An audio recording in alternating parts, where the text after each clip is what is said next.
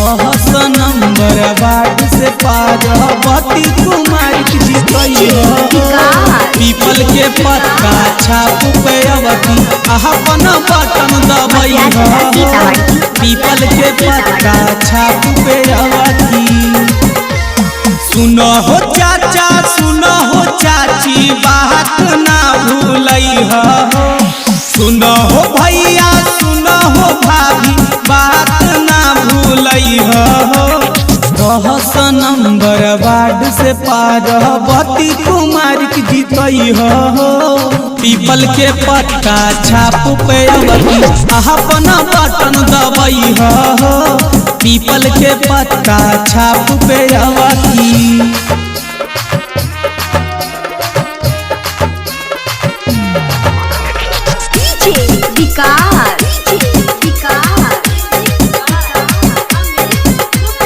मटियार कला सीतामढ़ी मटियार कला सीतामढ़ी। चाचा चाची लोग कह इनका ऊपर विश्वास हो वृद्धा पेंशन दिलै तो करई तो इंदिरा बहस हो इंदिरा बहस हो इंदिरा बहस हो।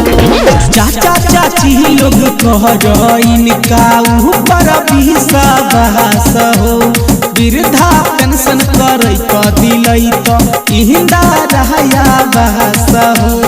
केतनो देत कोई रुपया पैसा लोग में नहीं हो पार्वती कुमारी के अवती बात अपन बनई हो पीपल के पत्ता छाप पे अवती अपन बटन दबई हो।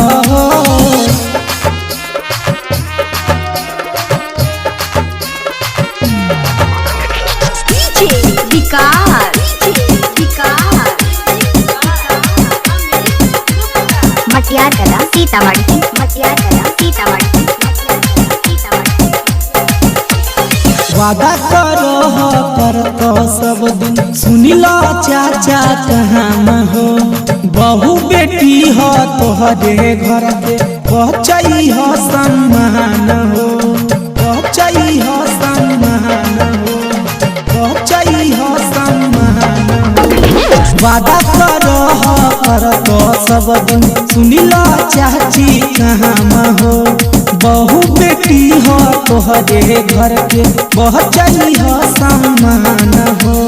रतनपुर पंचायत 10 नंबर वार्ड के जनता सब पीपल के पत्ता छाप पे अवती बटन अपन दबई हो पार्वती कुमारी के अवती वार्ड अपन बनई हो। Mix by Kiran recording studio Hardi मो खैरा जमुई।